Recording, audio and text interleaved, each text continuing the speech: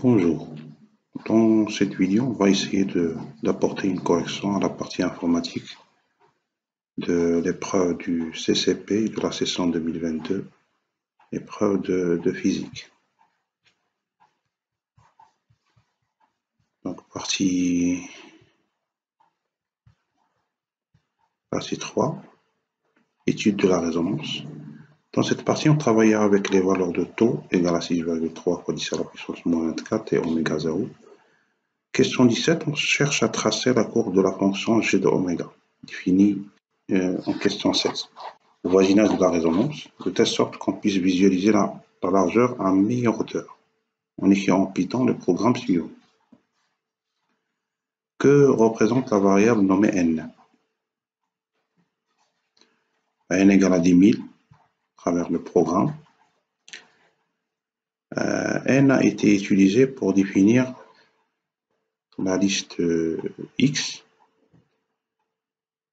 qui est une liste par compréhension, qui est égale à A plus B moins A fois K sur N moins 1 fois K in range de N. Et cette même liste X, il a été utilisée pour dessiner, pour tracer la valeur de Y, fonction de X, sachant que Y c'est 1 sur 1 plus oméga 0 au carré moins X au carré, etc. Il veut dire que X, c'est une liste de n points. Puisque c'est la liste qui a été utilisée pour faire le tracé, ben ça veut dire que n, dans ce cas, représente le nombre de points tracés. Ou bien, voilà, c'est ça, c'est le nombre de points tracés dans la courbe finale.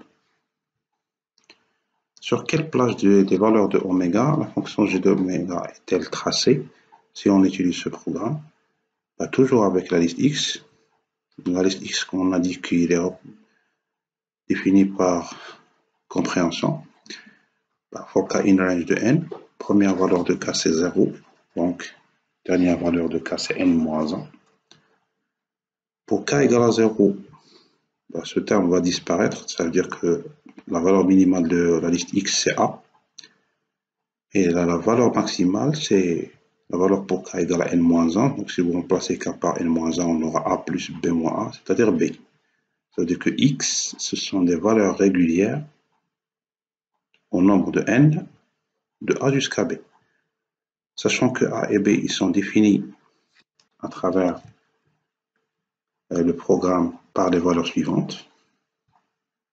Ceci veut dire que la courbe de la fonction g de oméga tracée sur l'intervalle AB avec a égale 10 à la puissance 4 fois 10 à la puissance 15 moins 10 à la puissance 8 et b égale à 4 fois 10 à la puissance 15 plus 10 à la puissance 8.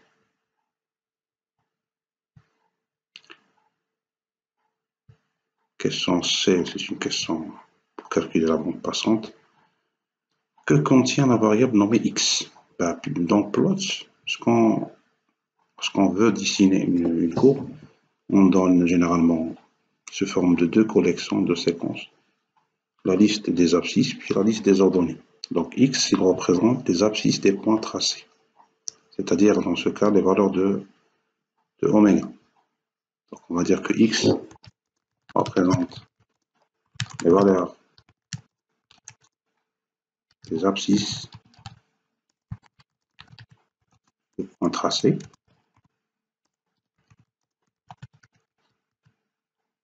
Donc les valeurs de oméga.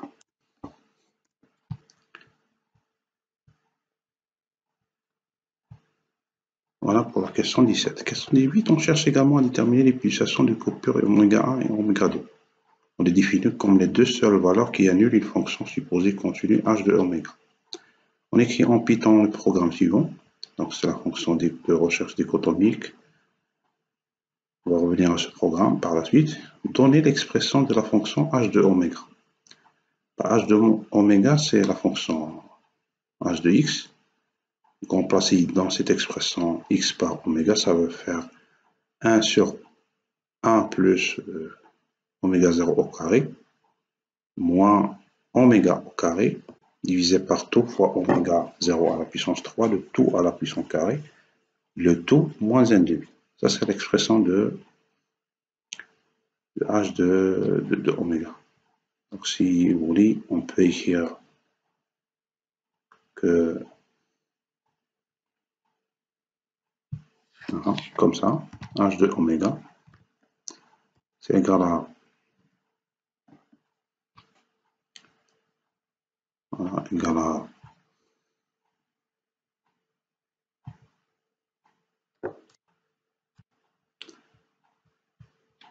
1 sur 1 plus oméga 0 moins, voilà, comme ça,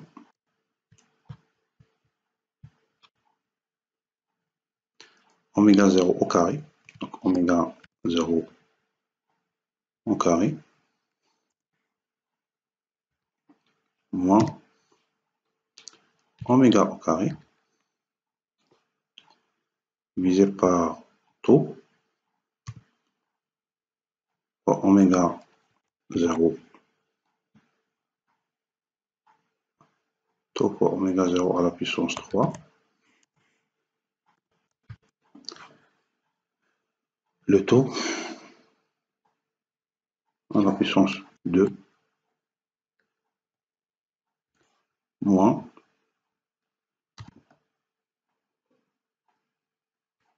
1 demi.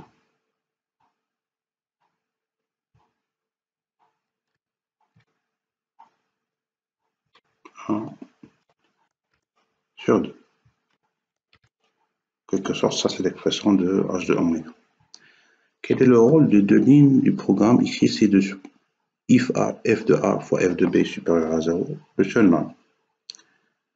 C'est très bien que dans la méthode de recherche dichotomique des zéros d'une fonction, f de x égale à 0,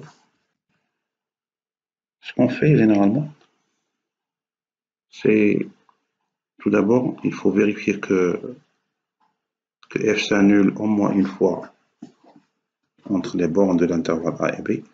Et pour s'assurer de ça, il faut que f de a fois f de b soit de signe négatif. C'est-à-dire que f de a et f de b soient de signes opposés. Sinon, on ne peut pas dire que le zéro de la fonction dans cet intervalle existe. Et par la suite, le rôle des deux premières lignes de la fonction dicho, c'est de s'assurer que le zéro existe, sinon, pas la peine de continuer, donc on renvoie non et le travail de la fonction s'arrête. On sait très bien qu'une fois l'instruction return exécutée, tout le travail de la fonction s'arrête, donc on ne va pas continuer le reste du code de la fonction. Sinon, si f de a fois f de b est inférieur ou égal à 0, on va continuer et on va chercher une approximation du zéro de la fonction et on va le renvoyer à la fin. Donc, le rôle de cette instruction, c'est d'arrêter la fonction, d'arrêter le travail de la fonction si la solution n'existe pas dans l'intervalle AB. Question C. L'exécution de ce programme conduit aux valeurs suivantes. Min égale cette valeur, max égale cette valeur. Avec quelle précision cet algorithme dichotomique fournit-il ces résultats? Si on revient à la fonction, c'est très bien que dans la fonction dicho, on a besoin de la fonction f, de l'intervalle AB de recherche et de ce qu'on appelle une précision epsilon. On arrête la recherche parce que ce sont des méthodes numériques, donc on ne va pas tomber. Le cas le plus souvent, on ne va pas tomber sur la solution exacte, mais on va tomber sur une solution très proche de la solution exacte, à epsilon près. Et une fois on arrive à une largeur d'intervalle B-A inférieure à cette valeur de epsilon, on arrête la recherche et on revoit la dernière valeur calculée. Il se trouve que ici, dans la boucle while, on a utilisé 2 fois epsilon. Une fois la valeur absolue de V-U, qui est à la base B-A, devient inférieur ou égal à 2 fois epsilon, le travail s'arrête. Puisqu'on renvoie U plus V sur 2, ça veut dire que la précision avec laquelle il est donné cette approximation, c'est 10 à la puissance 6 epsilon. Question suivante. Question 18. On cherche les racines d'une fonction en utilisant la méthode de Newton. On écrit le programme Python suivant. On a défini fonction G, fonction inconnue, méthode de Newton, etc. Donner la fonction nommée méthode Newton, dans la fonction nommée méthode Newton, que représente le paramètre nommé D, petit d. Dans la fonction méthode Newton, on a comme paramètre la fonction f, pour laquelle on cherche une approximation du 0. Et le paramètre d qui est l'objet de la question. Le x, c'est le point de départ. On rappelle que dans la méthode de Newton, on a besoin d'un point de départ à partir duquel on va calculer la tangente à la courbe de la fonction f. Et l'intersection de cette tangente avec l'axe des abscisses, il nous donne un autre point. Ici, il est appelé x1.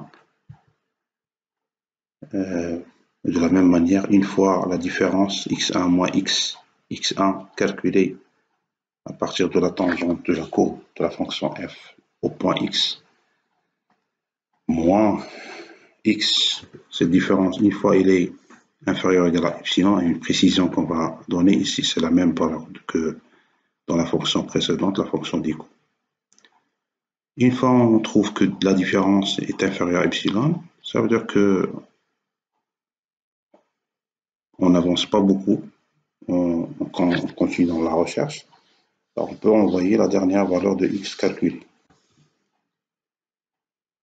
Ce qui veut dire que pour calculer x1, remarquez ici, pour calculer x1 à partir de l'équation de la tangente, on a besoin de l'équation de la tangente qui y est égal à f de x0 plus f' fois x moins x0. Ce qui veut dire que x est égal à x0 moins f de x sur f' de x0. Ça veut dire que d, c'est f' de x0. Donc c'est la valeur de la dérivée de la fonction f au point x0. En d'autres termes, le paramètre d, c'est la fonction dérivée de la fonction f. Question B, remplacer expression a par une instruction en Python. Dans expression a, il est utilisé dans la fonction inconnue de x. La fonction inconnue, il reçoit en paramètre un nombre réel x et il renvoie expression a.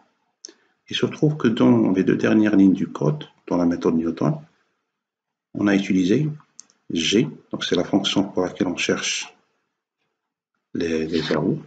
Ensuite, à la place de d, on a mis la fonction inconnue. Ça veut dire tout simplement que cette fonction qu'on a appelée inconnue, il renvoie expression a qui est la valeur de la dérivée de la fonction g au point x. Donc c'est g' de x. G' de x, on a g de x, c'est cette valeur. Il suffit de calculer la dérivée de cette valeur. Et cette valeur, c'est bien h de oméga qu'on a calculé ici. Donc, l'expression a, c'est la dérivée de cette valeur, c'est-à-dire h'. Expression b. La dernière question de cette partie. Dans la méthode de Newton, ce qu'on a fait, premièrement, la différence est 2 fois epsilon. Tant que la différence, donc on a initialisé la différence avec cette valeur uniquement pour pouvoir accéder à la boucle while. Dans la boucle while, on calcule x1 à partir du point de départ x. et on recalcule la différence. C'est la valeur absolue de x1 moins x parce qu'on ne sait pas dans quel cas on se trouve. Est-ce que c'est x1 qui est supérieur à x ou bien l'inverse? Donc c'est pour ça qu'on a utilisé la fonction prédéfinie AVS pour calculer sa valeur absolue. Tant que la différence est supérieure à cette valeur de epsilon, on va continuer le calcul de x1. Calculer x1 veut dire que les valeurs de x doivent être modifiées pour qu'on puisse modifier x1. Et par la suite modifier la valeur de la différence et par la suite modifier la condition de la boucle while. Sinon, on va tomber facilement dans une boucle infinie. Si x1 qu'on a calculé ici et par la suite qui a été utilisé pour calculer la différence ne donne pas une approximation inférieure à epsilon, ça veut dire que x1 qu'on a calculé n'est pas la solution souhaitée. Parce qu'en fait, on utilise ce x1 comme nouveau point de départ. C'est le nouveau x dans ce cas. Et par la suite, l'expression B, c'est tout simplement une affectation de x qui reçoit x1. Donc x reçoit x1. Si la différence est inférieure à epsilon, on arrête la recherche et on renvoie cette valeur de x, qui est x1, le dernier point calculé. Sinon, on calcule x1 à partir de cette nouvelle valeur de x. Et ainsi de suite. À un certain instant, on va trouver une différence qui est inférieure O égale à epsilon, on sort de la boucle et on renvoie la valeur de x1 qui est la dernière valeur calculée, qui est une approximation de la solution de cette équation f de x égale à 0, g de x égale à 0 par la méthode de Newton. Voilà pour cette épreuve de physique, partie informatique du CCP 2022, filière MP bien sûr.